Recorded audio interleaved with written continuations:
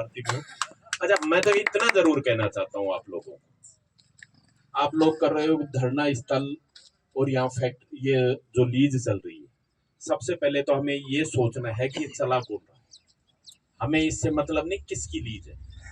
यहाँ प्रशासन अगर आंख मूंद कर ये समझता हो कि कोटपुतली के अंदर लोग जीवित नहीं है, कल सबसे पहले मैं धन्यवाद देना चाहता हूं आपके गांव के लोगों को कि आपने ये जता दिया कि कोटपुतली में मुर्दा लोग नहीं बसते, कोटपुतली में जिंदा लोग बसते हैं जो अपनी बहू बेटियों की इज्जत करना जानते हैं और जब संकट आए तो उसके लिए लड़ना भी जानते हैं। आप लोगों ने कल ये प्रशासन को चेतावनी दी और बता भी दिया। दूसरी सबसे बड़ी बात है सरपंच साहब, मैं तो एक ही बात आप आज जो आया आपके एक ही बात कहने आया हूं, हमें नहीं देखना कौन क्या चला रहा है, चलाने दो। अगर मान लो कोई लीज चला रहा है तो आपको सिर्फ एक काम करना है, फोन करना है, हमें नहीं बैठने देना उस कलेक्टर एसपी को कार्यालय में बैठकर। अगर वो प्रशासन के द्वारा इनके से चलाता है तो हमें उनको भी चैन से नहीं बैठने देना है, चाहे कितना भी समय हो। कल जिस प्रकार से आपने 5 घंटों में क्या स्थिति बनी उनकी आपने देखा ना, जो स्थिति हम सब लोग जानते हैं। हो सकता है कोई कितना भी बड़ा हो, लेकिन वो जनता से बड़ा नहीं, और जनता उनके माई बाप है।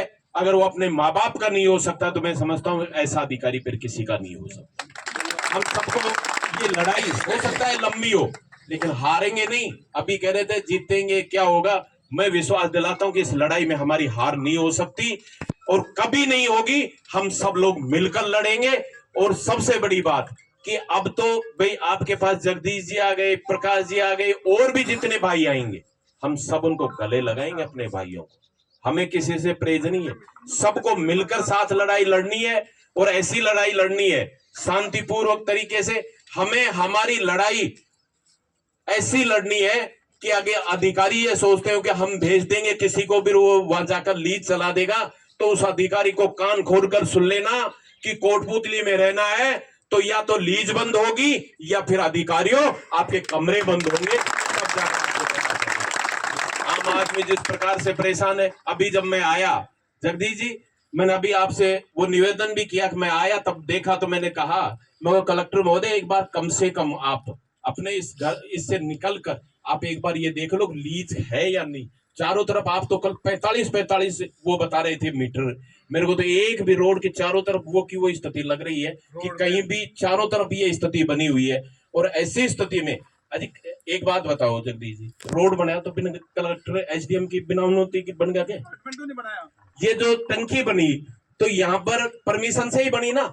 और उसके बाद में अगर ऐसी अड़दर एक मकान भी तोड़ा हुआ है, मैंने अभी भी बात की कि जो 2 शमशान भूमि, तो कलेक्टर साहब ने ये कहा है कि शमशान भूमि अगर उन्होंने हटाई भी है तो उसका कोई नहीं, वहां से वापस वो वहीं रहेगी। इस बात का उन्होंने विश्वास भी दिलाया। मैं कलेक्टर महोदय को धन्यवाद व्यक्त करना चाहता हूँ।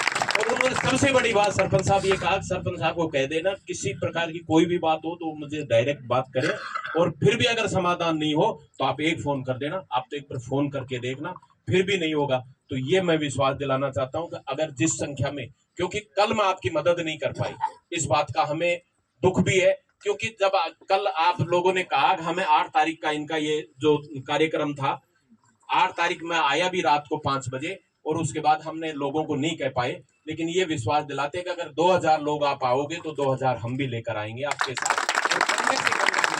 आप इस लड़ाई को लड़ेंगे। ये लड़ाई हमारी खुद की लड़ाई है।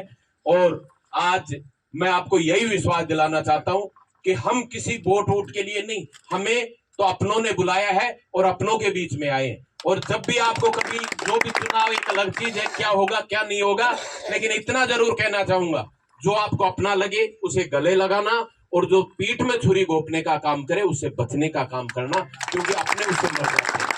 इसलिए हम सब लोग मिलकर इस लड़ाई को लड़ेंगे। आप सबको मेरी ओर से बहुत बहुत धन्यवाद। और एक बात और कहना चाहूंगा कि मैं पहले भी, अब आपने कहा आज 29वें दिन आए जगदीश जी, मैंने पहले दिन से 4-5 दफा कहा कि मैं आना चाह रहा हूं, तो कहीं ना कहीं आपके जो धर्मवीर जी ने 2-3 दफा फोन भी किया कि भाई आपको जल्दी पहुंचना। मैंने यही कहा कि जब आप फिर आप मिल गए, बोला अब भी आपको नहीं आना। मैं तो ये कहना चाहता हूं कि आप जब भी बुलाओगे हम लोग आपके लिए तैयार हैं।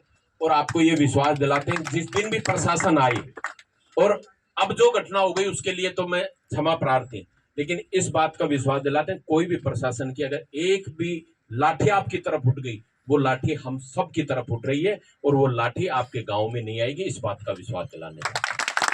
हम आपके हैं, आपके रहेंगे और आपके साथ मिलकर काम करेंगे। बहुत बहुत धन्यवाद, आपने जो मान सम्मान दिया उसके लिए भी, और आप सबसे भाईचारे के साथ आप सबको यही कहूंगा कि हम सबको मिलकर लड़ाई लड़नी है, शांतिपूर्वक तरीके से लड़नी है। बहुत बहुत धन्यवाद। जय जवान जय किसान, राम राम साहब।